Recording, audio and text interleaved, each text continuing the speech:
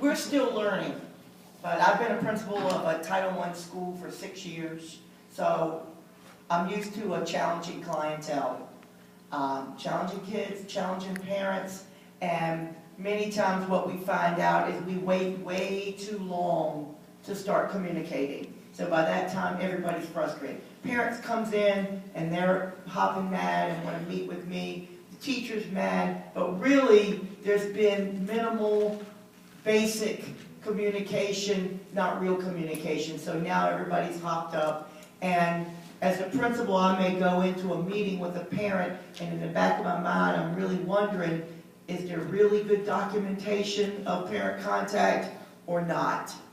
Because I'm trying to support my teacher, because I know they are working hard every day, and we know we have a lot on their plates, and we have challenging kids.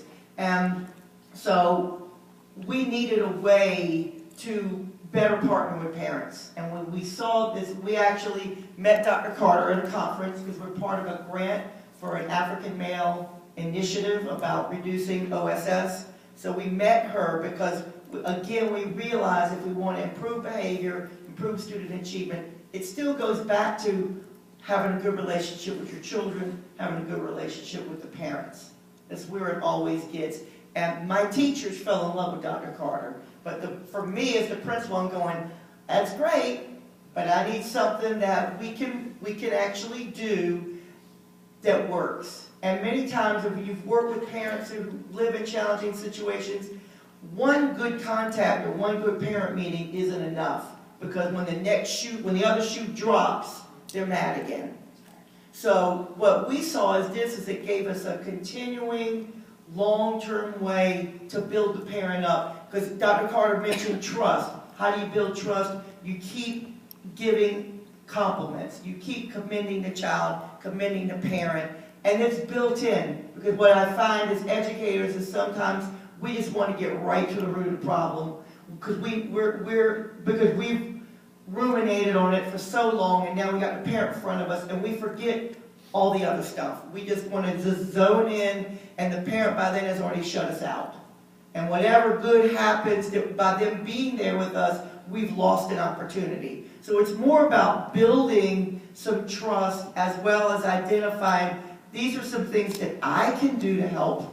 Sometimes we forget that as educators. Other than teaching class, what else am I doing above and beyond that? And these are some ways that you can help. This is how Johnny can help, so that we can make him successful in class, successful, move on to the next grade, for us to move on to high school and get his diploma and move on to post-secondary education.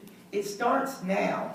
And the more we can get the parent to trust us as educators and kind of build them up to come in before it gets at a crisis level. And same for the teachers. Please don't wait for a crisis. Let's start now. And this kind of gave us a way. But we're still learning. But what I like about it is it does give you an audit trail. And we're trying to find a way to let teachers to understand, let's just send one a day. Just go through your list, and every day I'm going to send one to somebody. Or let's focus on my top 20, the ones that are driving me crazy. What if instead of waiting until they got that F and D at the end of the quarter or midterm, what if I start building them up now? Would that change the paradigm between me and the child and me and the parent? And that's kind of what we saw as, for us, the positive. And so maybe I can help the teachers understand that it doesn't take long, because again, they don't want one more thing on their plate. We're dealing with Common Core, and that's like got everybody going a little bonkers, and there is a lot on their plate, and I'm trying to balance everybody's plates and keep the plates spinning in the air. So it gave us a way to do that. It started actually with the postcards. Yes. But while we've been training with Dr. Carter, the online piece came.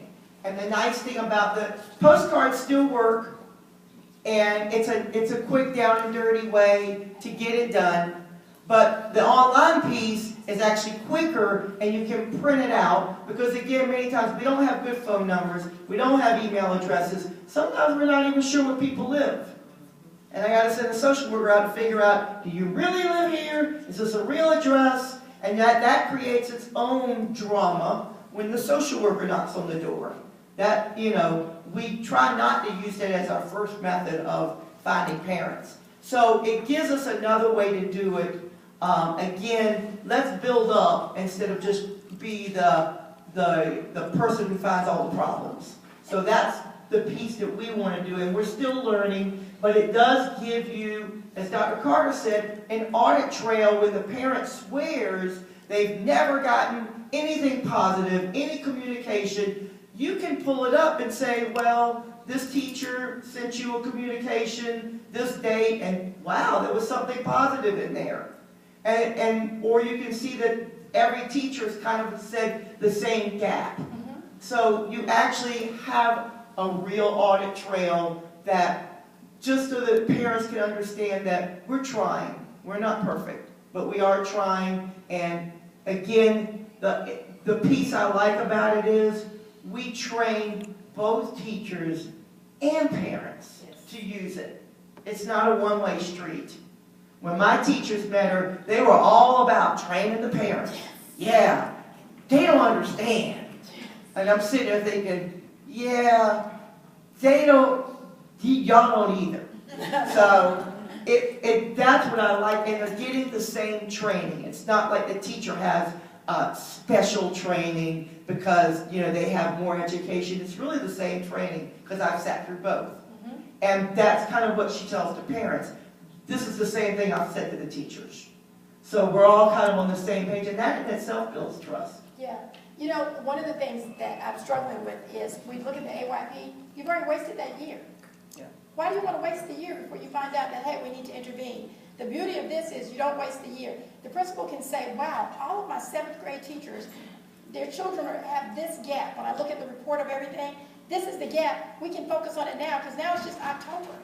We don't have to wait to the end of the year. Now it's just November. So it just keeps you from having to wait to the end of the year, look back at last year and say, oh, we're going to do something different. You need to know real time. There may be a teacher that's struggling in a class because of the needs of that class. That population is different. That specific class is struggling with a specific standard. We can, based on how the teachers are communicating the gaps to the parents, pull that up and show you for the entire school, for the grade, for a teacher. Where are the gaps? Where are the behavior gaps? Where are the academic gaps? And which specific standards, whether it be math or literacy, we've got the standards in here from kindergarten up through 12th grade. So we've got it in there. And again, when you put the grade in as an advocate or as a teacher or as a parent, it's going to just pull just that grade's standards so that you can focus on that. So it's not overwhelming. The parent, you've seen the standards. Nobody wants to look at that. As a matter of fact, that's why we did this, because I didn't like looking at it. It was overwhelming, right? So we've already done all that, all the heavy lifting. And your teachers are just getting used to the gaps. And your teachers are just getting used to the standards. So it also makes it easy for them. And I tell you, we had a contest. Eric Tillman is Director of Federal Programs, and he thinks my computer's junk, but it's actually really fast. And so I've got an Apple, so it's always the Apple PC argument. But we did a contest, and I got through, and this is crazy, I got through like 46 students in something like 28 minutes. Because it gets really fast. Once you've done it, you kind of know what you're talking about. You kind of go through there. But it's about 2 minutes. You can't write a note that fast and include an affirmation, a gap, what you're going to do as a teacher, and what you want the parent to do. And truthfully, we all communicate differently. And some ways that we communicate to parents, well, that's what makes them come through the phone. Right? You know it. You've got a teacher. You've been teaching all day. You're exhausted. And now you've got this little Bobby who's been disrupting your class. And when you get to the parent, you forget to filter. That's what gets us in trouble with schools, the school districts. So we cut all that out. No, here's the language. Just work with this and communicate with the parents. Parents like it because what? They know what's coming. The reason parents don't trust us is because they never know what's coming. This teacher responds this way. This teacher responds that way. This teacher responds this way. The standards are the same.